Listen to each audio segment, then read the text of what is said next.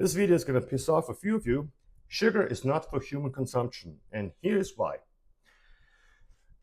Let's start with an example. Let's say you go to the steakhouse and you eat a steak and some salad, and then the waitress comes around and say, "Oh, can I offer you guys some dessert?" And you're like, I eat healthy. Yes, give me dessert. And here's what's happening internally. It's called glycation. The fat and the proteins you consume from the steak gets in your bloodstream, and so does the sugar from the dessert. The sugar binds in the blood and starts glycating, crystallizing, malforming, if you will, and it creates AGEs, advanced glycation end products. They eventually get deposited into your tissue, break down the collagen and the elastins, and you get sagging skin. As a matter of fact, your skin ages 7 times quicker if you consume sugar every day because of the glycation process. And you can even look it up online. And it also triggers chronic inflammation, which is the root cause of many diseases and also speeds up the aging process. It's also linked to Alzheimer and dementia, which we now call type 3 diabetes. So sugar in the brain is dementia and Alzheimer. Sugar in the eyes is glaucoma, and sugar in the blood is diabetes. Then why are we eating so much sugar? Next one is it can also cause insulin resistance. And here's why. It's simple to explain. If you consume so much sugar every day, keep in mind an average American consumes between 60 to 80 grams per day, which comes out to about 160 to 200 pounds per year, which is insane. Never in history, any human was consuming the amount of sugar we're consuming today. And that is one reason why I say, sugar is not for human consumption. And I'm not talking about, apple or fruits, that are packed in fibers that slow down the digestion and the glucose spike. No, I'm talking about drinking sugary drinks, chocolate, candies, cookies, and so on. Our body is just not made for it.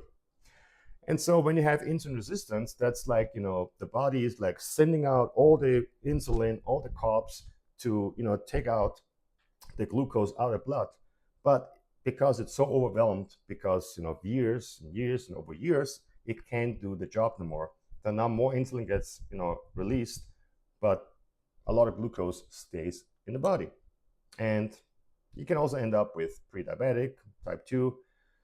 And if you have type 1, well, then you depend on an injection. And it also increases the visceral fat, which is the fat that acts like a cushion between your organs to keep them safe. However, if that fat increases, your organs get squished. And you can only imagine if your organs get, compromised, compressed, you're not going to be happy. It's kind of painful too.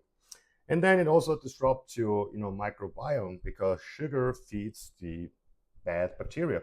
Let's just call them, for better understanding, the good and the bad bacteria. The good ones like the healthy, whole foods and fibers and everything, and the bad ones like the sugar and all the chemicals. Now, depending on what you've been eating for the last 10 years, you're going to have an overgrowth of the good or the bad.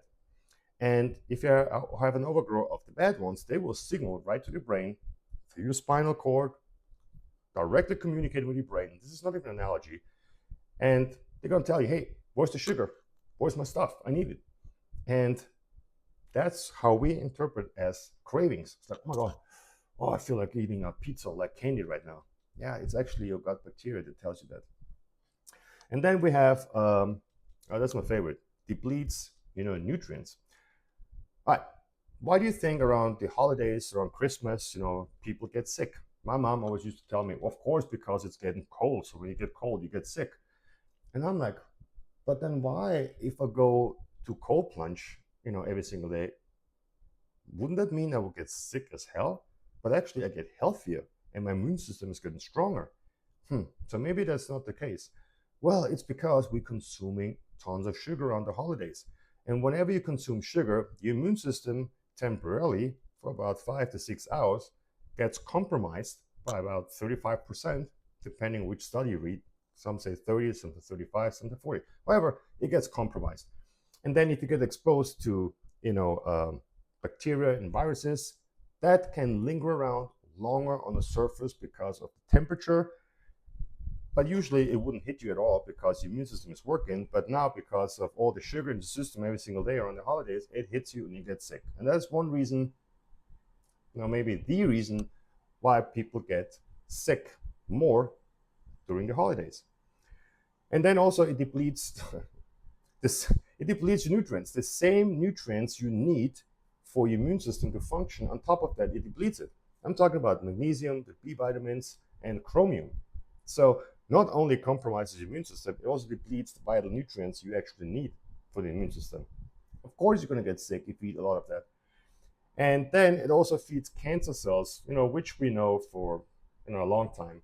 If you have cancer and you consume sugar, well, good luck. You're going to feed the cancer cell and it accelerates the growth.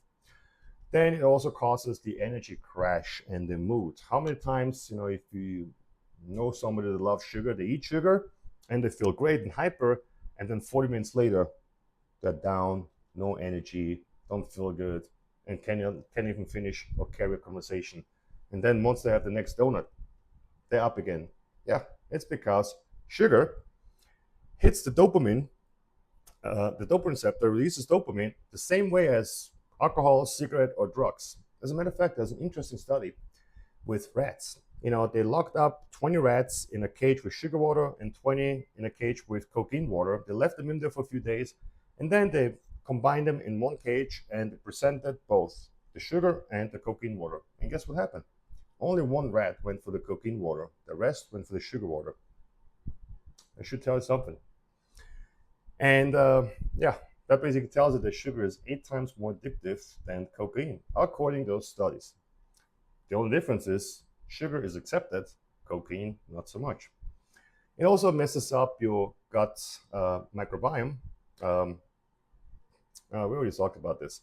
No, it disrupts your hormones, cortisol, estrogen, and testosterone. But for this video, I want to focus on cortisol, because cortisol is the hormone that gets released in the morning to wake you up, right?